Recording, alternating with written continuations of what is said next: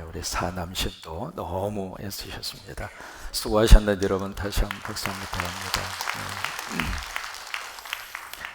서로 한번 축복하시죠. 진짜로 오셨네요. 지금 어제에 이어서 오늘 두아드리아 교회를 함께 살펴봅니다. 그 두아드리아 교회에 몇 가지 특징이 있습니다. 그 중에 하나는 그렇게 큰 교회가 아니었습니다. 이제 작은 마을의 작은 교회, 그의 두아드리아 이 교회가 가지고 있는 특징 중에 하나입니다. 지금도 어제 말씀드린 것처럼 그 도시 자체가 그렇게 큰 도시를 형성하고 있지는 않거든요. 지금도 이제 작은 도시입니다. 벌써 2000년 전에 그 당시에는 두아드리아이라고 하는 이 마을이 얼마나 작은 마을이었는가, 그것을 쉽게 우리가 확인해 볼 수가 있겠죠. 근데 이 작은 교회였지만은 모든 교회가 가지고 싶은 5가지 요소를 그대로 다 가지고 있었던 교회가 바로 저 교회입니다. 주님을 위해서 뜨거운 사업이 있었고, 저희가 자기 호주머니에 들어가기 위해서 사업하는 것이 아니라 어떻게 해서든지 하나님께서 원하시는 그 일을 위해서 열정적인 사업이 있었고, 또 믿음이 있었고, 또 에베소 교회를 그렇게 하나님의 책망을 하셨는데 두아드리아 교회에는 사랑이 있었고, 또 하나 그것으로 끝나지 않았습니다. 그들에게는 봉사가 있었고, 그리고 그들에게는 인내가 있었고, 근데 또 그것으로 그치지 않고 이것이 처음보다 마지막이 점점 좋아지는, 어떤 의미에서 끝이 좋은 교회 중의 모습 가운데 외형적인 요소로 그대로 가지고 있는 교회가 두아드리아 교회라고 하는 그런 교회입니다. 여러분, 여기 두아드리아 교회의 5가지 요소처럼 우리 교회도 그런 요소들이 함께 있었으면 좋겠어요. 그리고 처음 믿음보다도 시간이 갈수록 더 깊어지는 믿음, 성숙해지는 믿음. 처음에야 뭐 여러 가지 어린아이적인 생각도 할 수 있고 그런 행동도 나올 수 있지만은, 이게 믿음에 대한 연륜이 쌓이면 쌓일수록 신앙의 인격도 좀 품위적으로 좀 나타나야 되고, 입술에서 나오는 말도 좀 정제된 그런 언어들이 좀 나왔으면 좋겠고, 그리고 인생 자체도 그러잖아요. 삶도 좀 시간이 가면서 이렇게 농축된 어떤 그런 인생의 맛깔스러운 그런 삶의 모습을 보여주는 그런 교회와 성도들로 하나님께서 들어 쓰시게 되기를 주의 이름으로 축원합니다. 근데 이 말씀으로 끝났으면 얼마나 좋을까. 그런데 그 다음에 보시면은 오늘 본문의 말씀 속에 뭐라고 말씀이 시작이 되는가. 첫 마디가 바로 뭐냐면 이제 20절에 보시면 어떻게 시작해요? 그러나. 여러분, 어떤 의미에서 이것이 교회가 가지고 있는 한계적인 요소라고 볼 수 있습니다. 그러나 그 다음에 하나님께서 예리하게 그들에게 말씀을 하십니다. 책망할 것이 있다. 그래서 그 책망에 대한 내용이 2가지의 내용입니다. 첫째는 자칭 선지자라고 하는 여자 이세벨을 어떻게 했어요? 용납했다. 교회가 모든 사람을 다 품어야 됩니다. 여러분, 넓은 교회가 좋습니다. 문이 활짝 열려져 있는 교회가 좋습니다.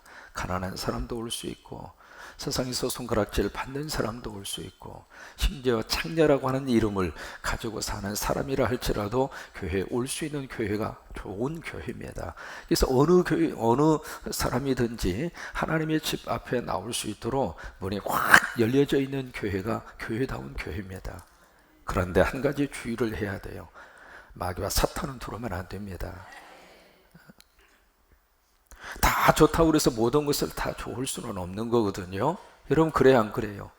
사탄이 들어오도록 문을 활짝 열어놓고 우리 교회 좋은 교회라고, 그게 무슨 좋은 교회입니까? 여기 여자 이세벨이라고 하는 이 단어 속에서 깊은 것을 생각을 하게 해요. 물론 이스라엘의 9대 왕이 아합이라고 하는 왕이 있었어요. 그 왕의 부인이 이세벨입니다. 그 이세벨이 바로 저쪽 북쪽에 거기에 엘이라고 하는 바알을 섬기는 엘, 바로 거기에 그 공주란 말이죠. 거기 출신이란 말이죠. 그러다 보니까 이 사람이 이 아합 왕에게 시집을 오면서 몸만 온 것이 아니라 자기가 섬기고 있었던 종교까지 같이 가지고 온 거예요. 그러면서 이제 자기 남편에게 영향력을 미쳐서 그 남편이 바알을 섬길 수밖에 없도록, 그런 식으로 해서 나라 전체가 완전히 바알 우상 국가로 뒤집어지는 역사가 나타나게 됐어요. 여러분 가정에 좋은 사람이 들어오시기를 축복합니다.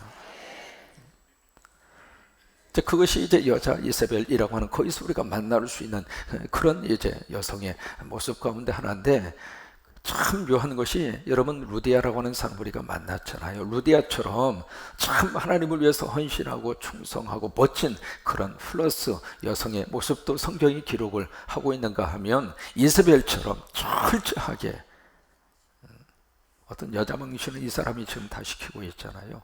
한국은 지금 여자 망신을 누가 다 시키고 있고, 우리 한국의 여성이 다 그런 거 아니잖아요. 옆에 있는 여성 보세요.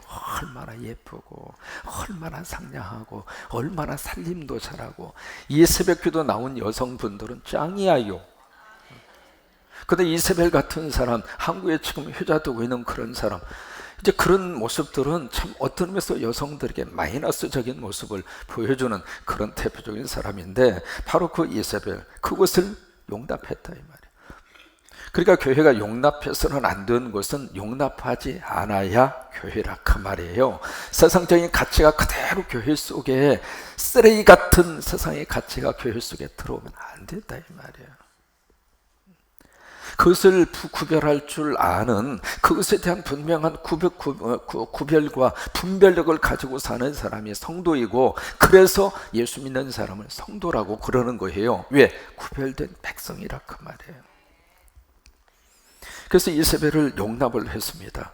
용납을 하면서 그가 내 종들을 가르쳐 꿰어서 어떻게 했는가? 행음을 하게 했고 우상의 제물을 먹게 했다 그 말이에요. 그러니까 이세벨이 들어와서 교인들을 어떻게 꾸였는가? 성적 간음을 하게 만들었다 그 말이에요. 그런 사람이 지금 교인 속에 들어와 있는데 가만히 두고 있다 이 말이에요. 그게 진짜 교회냐 그 말이에요. 또 하나, 그것으로 끝나지 않고 이세벨이 자꾸 우상을 섬길 수 있도록, 우상의 제물을 먹게 했다 그 이야기는 우상 속으로 자꾸 참여할 수 있도록 한 사람 두 사람씩 이단 쪽으로 자꾸 끌어가고 있다 이 말이에요. 그런 사람을 너희가 용납하고 있다 이 말이에요. 그 다음에 두 번째로 21절에 여기서 지금 지적하고 있는 두 번째 책망은 그겁니다. 내가 너희에게 뭘 줬어요? 회개할 기회를 줬어. 회개할 기회를 줬는데 자기 음행을 회개하고자 하지 아니하는도다. 이게 하나님이 주시는 찬스 기회 가운데 참 축복된 기회가요, 돌아설 수 있는 기회입니다. 회개할 수 있는 기회입니다. 그 기회를 놓치고 나면 더 이상 기회가 없습니다. 사람은 누구든지 다 실수할 수 있어요. 누구든지 다 잘못을 할 수가 있거든요. 그런데 그 잘못과 그 실수를 속히 깨닫는 사람은 지혜로운 사람이에요. 깨닫고 그것을 입술로 고백할 수 있는 사람은 큰 사람이에요. 근데 여기 두아디라 이 교인들은 거기에 지금 잘못된 데로 가는 거기에 대해서 하나님이 기회를 주었어요. 돌아서라. 빨리 돌아서라. 빨리 회개하라. 그럼에도 불구하고 그것을 끝까지 고집스럽게 회개하지 않고 그 길을 계속해서 가고 있는 거예요. 결국 뭐예요? 다 같이 죽자 그 말 아닙니까? 하나님께서 우리를 사랑하시는데 어떤 모습으로 사랑하시는가? 죄인된 그 모습 그대로 하나님은 우리를 사랑하세요. 그런데 보세요. 그 죄인된 그 모습이 하나님 앞에 와서 정결한 하나님의 사람으로 바뀌어지기를 원해요. 그것이 바로 무엇인가? 회개란 말이죠.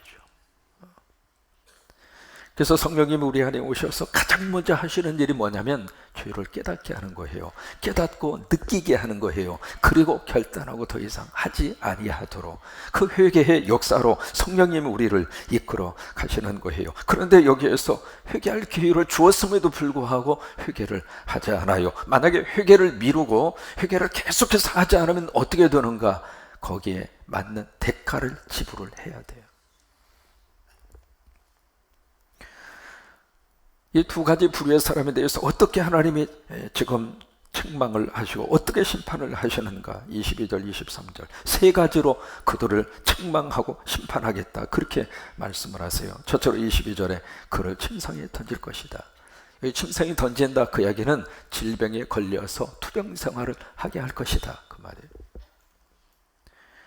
두 번째로 그와 더불어 간음하는 자들, 이 간음한 자들이라고 하는 것은 영적 간음을 지금 의미를 하고 있고, 또 하나 세상적으로도 어떤 간음을 한 사람들을 의미를 하고 있습니다. 그들의 행위 회개하지 않으면 큰 환난 가운데 던질 것이다. 앞으로 더 큰 고생스러운 인생이 전개되게 될 것이다. 그리고 세 번째로, 내가 사망으로 그의 자녀들을 죽이리니. 자, 보세요. 지금 죄는 누가 지었느냐면 부모가 지었어요. 부모가 지금 잘못하는 것이거든요. 부모가 하나님 앞에서 지금 회개하라고 그러는데 회개도 안 하고 계속해서 지금 그 길을 고집스럽게 걷고 있는 거예요. 그런데 지금 그 죄에 대한 대가는 누가 치르는가? 자식이 치른단 말이에요. 그래서 우리 부모들이 참 하나님 앞에서 뭔가 정직하면서도 그러면서도 하나님 앞에 복을 받을 만한 부모로 살아야 할 이유가 바로 여기에 있어요. 부모님들이 잘못했는데 23절에 사망으로 그의 자녀를 죽일 것이다. 모든 교회가 나는 하나님의 사람의 뜻과 마음을 살피는 자인 줄 알지라. 내가 너희 각 사람의 행위대로 어떻게 하리라? 갚아주리. 영어로 그렇게 되어 있어요. I will repay. repay. pay라고 하는 게 있잖아요. 뭔가 임금을 지불하거나 그걸 페이한다, 그렇게 이야기합니다. repay라고 하는 것은 다시 준다, 그 말이에요. 근데 누가 다시 주는가? 하나님께서, 예수님께서 I will repay. 내가 다시 갚아주리라. 저와 여러분이 복의 씨앗을 많이 심으셔서 자식들이 좋은 것을 이렇게 하나님으로부터 보상을 받았으면 좋겠어요. 내가 잘못된 것을 심고 내가 죄악의 것을 심어서 우리 후손들이 그것을 이어받지 아니하도록. 근데 24절부터 26절까지 무슨 말씀을 주시는가? 권면을 하고 있습니다. 24절을 보시면 두 아들이 남아있어 이 교훈을 받지 아니하고 소위 사탄의 깊은 것을 알지 못하는 너희에게 말하노니, 그런 교인들이 있었다 이 말이에요. 이세벨의 그 교훈을 철저하게 판단하고, 아, 이건 아니구나, 이건 성서적이지가 않구나. 항상 우리는 그것을 가슴속에 기억하고 있어야 됩니다. 뭐냐면 무슨 설교를 할지라도 저것이 성서적인가를 물어야 된다. 그리고 거의 다 이해가 되지 않았을 때에는 주의 종에게 꼭 물어보란 말이에요.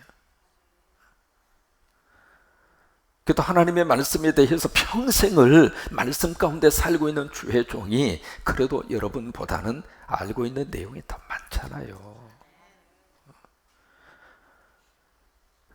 그러니까 여기 두 아들의 교회 안에서 많은 사람들이 그쪽으로 지금 휩쓸려 가고 있음에도 불구하고 그 가운데 소수의 사람들은 이건 아니구나, 이것은 진리의 길에서 벗어나고 있구나, 그것을 판단을 하고 그것을 구별을 하고 참여하지 아니한 하나님의 사람들이 있었다, 그 말이에요.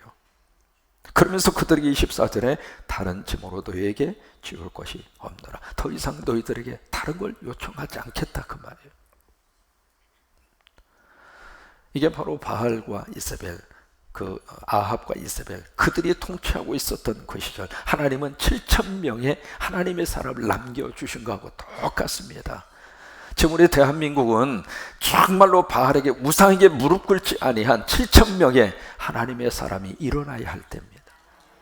그들이 하나님 앞에서 다 부르짖고 하나님 앞에서 간구하고, 왜? 이 국가적인 위기 앞에 여러분, 나라가 한번 쓰러지면 일어나기 힘들어요. 여기서 전쟁이라고 하는 것이 발발이 되면 우리는 살아갈 길이 없습니다. 하나님이 막아주셔야 돼요. 하나님이 도와주셔야 돼요. 위기 상황 속에서 하나님이 구출을 해주셔야 되는데 어떻게 할 수 있는가? 하나님 앞에 의인으로 칭함받는 하나님의 사람들이 무릎 꿇고 철저하게 하나님 앞에 이 민족의 미래를 위해서 통곡하는 바알에게 무릎 꿇지 아니한 7,000명이 이제는 하나님 앞에 나서야 할 때가 됐다는 거예요.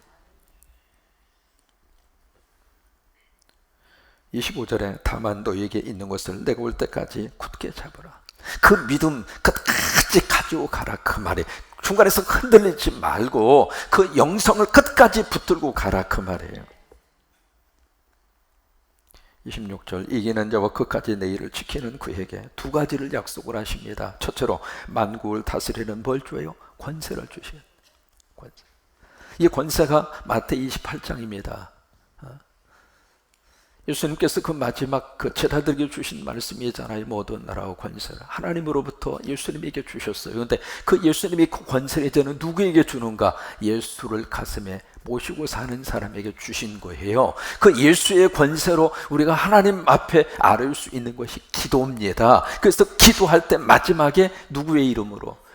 그 권세로 기도하는 거예요. 예수님의 이름의 권세로 예언을 선포하고, 그 예언이라고 하는 것은 예수님의 이름으로 축복하는 거예요. 그러니까 이 권세 때문에 마귀와 사탄이 여러분들을 넘보지 못하는 거예요. 예수의 권세가 여러분 안에 있습니다. 예수의 권세가 여러분 안에 있어요. 예수의 권세가 우리 민족 안에 하나님의 능력으로 이 민족을 강하게 붙들어 주실 줄로 믿습니다. 그래서 그 권세를 주리니, 근데 그 권세를 누구에게 주는가? 이기는 자. 여러분 다 승리하셨으면 좋겠어요. 영적으로도 승리하시기 바라고, 이것은 교회도 마찬가지입니다. 교회도 하나님 앞에 영적으로 승리해야 돼. 보면은 성도들에게만 막 요구하고 교회는 안 하려고 그러고, 그런 속성들이 없지 않아 있어요. 근데 성도들에게 요구하는 것만큼 교회도 똑같이 하나님 앞에 해야 돼요. 성도들에게 헌신을 요구하는 것만큼 교회도 세상 앞에 헌신을 해야 돼요. 성도들에게 선교를 팍 하라고 하는 것만큼 교회도 선교를 열심히 해야 되고, 그러니까 교회와 성도를 자꾸 나누려고 하는 것은 성서적이지 않습니다. 교회와 성도, 성도와 교회는 하나입니다. 그래서 이기는 자, 교회도 이기는 자가 되어야 하나님으로부터 복을 받고, 성도도 이기는 자가 되어야 하나님으로부터 복을 받고, 또 하나 이기는 자, 두 번째는 뭐예요? 끝까지 하나님의 일, 예수 그리스도의 그 믿음의 영성을 지키는 자. 그 권세가 어느 정도의 권세인가? 철장을 가지고 그들을 다스려 질그릇을 깨뜨린 것과 같은 그런 권세. 두 번째로 뭘 주시는가? 28절에 새벽별을 주리라. 여러분이 새벽별이 바로 무엇인가? 계시록 22장 16절로 한번 가보실까요? 맨 끝장 22장 16절, 거기 새벽별이 누구인가를 계시록에서 해석을 해주고 있습니다. 많은 부분에 있어서 계시록의 단어적인 해석, 그 상징적으로 나오는 그 심볼릭, 그런 심볼, 그런 단어들이 계시록 안에서 해석이 되어지고 있는데, 16절, 22장 16절 읽습니다. 나 예수는 교회들을 위하여 내 사자를 보내어 이것들을 너희에게 증언하게 하였노라. 나는 다윗의 뿌리요 자손이니 곧 광명한 새벽. 이 새벽별이 누구예요? 예수님. 문선배가 딱 나타나가지고 나는 동방이 새벽별이다. 영적 또라이지. 이제 이만희가 나타나가지고 내가 바로 성령님이다. 세상에 이런 또라이가 어디가 있어요? 자기는 영생한다. 자기는 영원히 죽지 아니한다. 근데 참 묘한 게 그런 말이 먹혀 들어가는 사람이 있다 이 말이에요. 근데 거기다 모든 그냥 어떻게 해서 벌은 재산이고 어떻게 해서 벌은 물질이고 어떻게 해서 세워진 가정인데 가정도 퇴고하고 그냥 이게 영적으로 한번 잘못된 생각 속에 사람이 사로잡히면은요 거기서 헤어나오기가 그렇게 힘든 거예요. 그래서 마지막 시대에는 제대로 된 교회를 선택하는 것도 아주 중요한 거예요.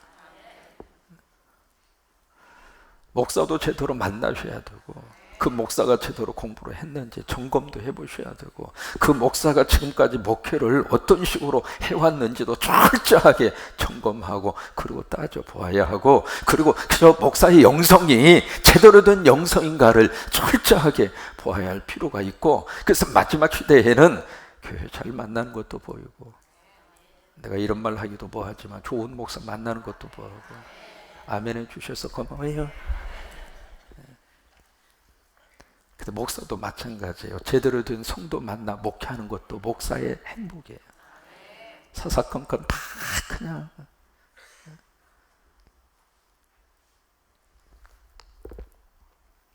그러니까 새벽별이 바로 누구예요? 예수님이라 이 말이에요. 그러니까 말씀 속에서 풀어가는 것이 가장 성서적이라 그 말이에요. 내 생각으로 풀지 말고, 지금까지 내가 몇 편 들었던 설교 그거 가지고 풀려고 하지 말고. 그래서 마지막 29절에 두 번째 수신자를 말씀을 하십니다. 귀 있는 자는 성령이 누구에게 지금 계속 복수를 쓰고 있습니다. 교회들입니다. 그러니까 이 귀 있는 자는 지금도 성광교회도 이 소리를 들어야 되고, 주변에 있는 교회도 하나님의 음성을 들어야 되고, 여기 한 가지 두어 가지만 우리 정리하면서 기억을 해야 할 필요가 있습니다. 이세벨이 나왔잖아요. 이세벨이 바알을 섬기던 사람이었는데, 그 바알이 바로 누구냐면 가나안 신입니다. 가나안 신. 가나안 사람들이 전통적으로 섬기고 있었던 그들의 그 신앙이었단 말이죠. 그러니까 가나안 사람들이 토착민들이 섬겼던 토착신의 이름이 바알이라고 하는 사람인데, 바알이라고 하는 이름인데, 성경에서 이 바알에 대한 문제가 엄청나게 많이 그렇게 등장을 하고 있습니다. 근데 이 바알의 그의 아버지가 엘입니다. 그 바알 신의 아버지가 엘이에요. 그 족보를 한번 보시면은 성경이 이제 저런 이름들을 우리가 들여다보게 되는데, 족보가 어떻게 됐는지를 좀 기억을 해야 할 필요가 있습니다. 이 엘이라고 하는 사람이, 엘이라고 하는 그 이름이 가나안의 최고의 신이에요. 우리가 제우스 신, 그런 식으로 로마 시대 이야기하는 것처럼 가나안 사람들이 섬기는 신 중에 최고 대빵신이 엘이에요. 그리고 그 엘의 부인이 아세라예요. 부부지간으로 쌍으로 등장하는 거예요. 그러니까 아세라라고 하는 이 사람이 엘의 부인으로 그렇게 등장을 해요. 그리고 거기에 세 자녀가 탄생이 되는데, 그 첫 번째 아들로 탄생한 그 이름이 바알이에요. 바알.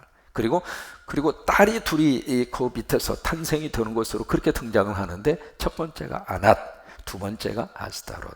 근데 이 아스타롯이라는 이름을 로마식으로 이름을 바꾸면 비너스예요.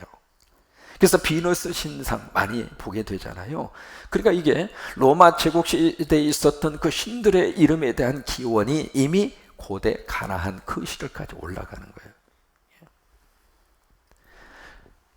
근데 이 아낙하고 아스타롯이라고 하는 이 신은 바로 두 가지의 특징을 가지고 있습니다. 이 사람이 바로 엘의 딸들이거든요. 딸들인데 바로 전쟁과 섹스의 신이었단 말이에요. 그래서 이 신들이 들어가면 계속 계속 일어나, 전쟁을 부추기는 그런 영이에요. 그리고 전쟁만 있는 것이 아니라 그냥 영적 혼음, 그 다음에 간음, 성적 분란행위. 어느 사유나 민족이든지 어느 가정이든지 종교가 그 가정을 지배합니다. 어느 종교가 내 가정에 들어오느냐에 따라서 그 가정에 대한 분위기가 달라지는 거예요. 이 두아데라 교회에게 주는 교훈이 있습니다. 무슨 교훈을 지금 우리에게 주고 있는가? 거룩함을 회복하라. 이게 이제 주고 있는 아주 중요한 교훈이에요. 뭐냐면 이 두아데라 교회가 교회로서의 거룩함, 성도로서의 거룩함. 왜요? 하나님은 거룩한 분이세요. 예수님은 거룩한 분이세요. 그분을 모시고 살면, 그분이 있는 교회라면 거룩해야 정상이고 거룩해야 정상적인 교인이란 말이죠. 근데 그것을 상실해 버린 거예요. 왜? 이세벨의 영향을 받아서. 잘못된 그런 우상, 그런 그 교리, 그런 사상을 받아서 교회가 그 거룩함의 능력을 상실해 버린 거예요. 그래서 두아데라 교회를 통해서 그 메시지를 우리에게 주시고 있습니다. 거룩함을 회복해라. 세들백 교회라고 하는 교회가 있습니다. 거기 엘릭 오란 목사님이 거룩함을 회복하는데 어떻게 할 수 있느냐, 거기서 세 가지로 제시합니다. 첫째로, 내가 예수 믿는다고 하는 사실을, 내가 크리스찬이라고 하는 사실을 떳떳하게 밝혀라. 마치 땅속에 처박혀서 몰래 살고 있는 어떤 까꾸로치, 바퀴벌레, 그 바퀴벌레처럼 그냥 몰래 그렇게 숨어서 신앙생활하지 말고, 내가 예수 믿는다고 하는 사실을, 내가 하나님 섬긴다고 하는 사실을 떳떳하게 밝혀란 말이에요. 그래야 거룩함을 회복할 수 있다는 거예요.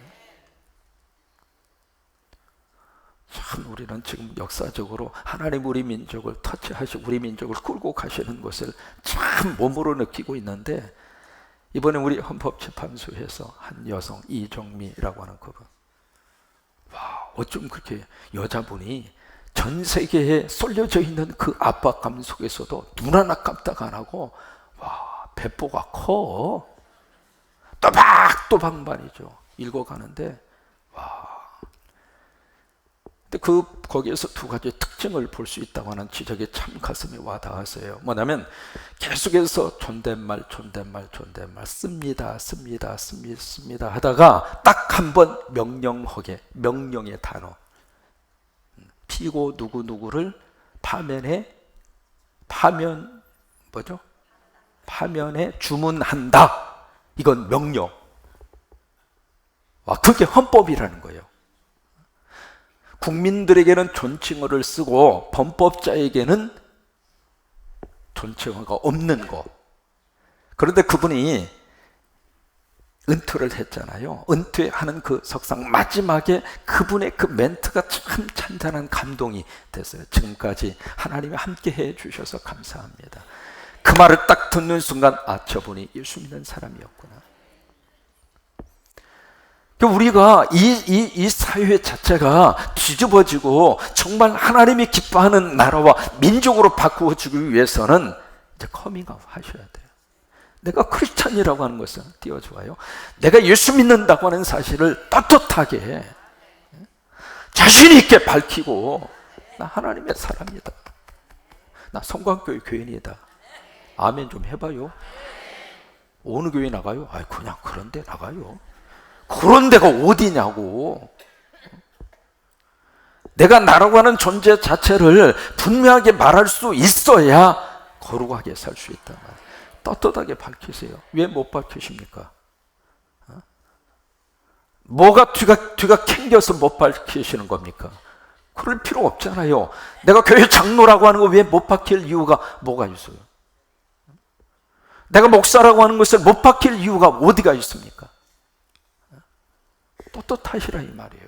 그래야 우리가 세상에서 교회도 성도도 거룩함을 회복하고 유지해 나아갈 수 있어요. 그 다음에 두 번째로, 노라고 말해야 될 때는 노라고 말해야 돼요. 용기 없는 사람은 노라고 말 못해요. 실력이 있어야 노라고 말할 수 있어요. 그래야 우리가 거룩함을 회복할 수 있다고 하는 거예요. 그리고 세 번째로, 서로 묶어주는 소그룹을 형성하라. 왜요? 사람은 자기 혼자서 자기의 자리를 지켜가기가 어려워요. 서로 도와줘야 돼요. 서로 지켜줘야 돼요. 서로 거룩함의 영성이 깨지지 아니하도록 서로 묶어주고. 여러분 직장 안에 들어가서 보시면은 꼭 그 직장 안에 하나님의 사람들이 있습니다. 같이 엮으세요. 점심시간이라도 단 3분이라도 우리 함께 이 직장 위해서 기도하자. 이 직장이 튼튼해 우리가 먹고 사는데 여기에 마귀와 사탄이 들어오지 아니하도록 우리 함께 기도하자. 그래서 그 직장 안에 서로 묶어줄 수 있는 소그룹, 그런 사람들이 서로 의지하고 하나가 돼서 나도 내 거룩함의 영성을 유지하고 그 사람도 그 거룩함의 영성을 유지하고. 우리 학생들 같은 경우에는 여러분 반의 친구들, 친구들, 수정아, 가야, 친구들 보면 예수 믿는 친구들 있어요, 없어요? 있잖아. 그 친구들하고 수업하기 전에 1분이라도 오늘 우리 수업을 위해서 우리 함께 기도할까? 그래서 조용히.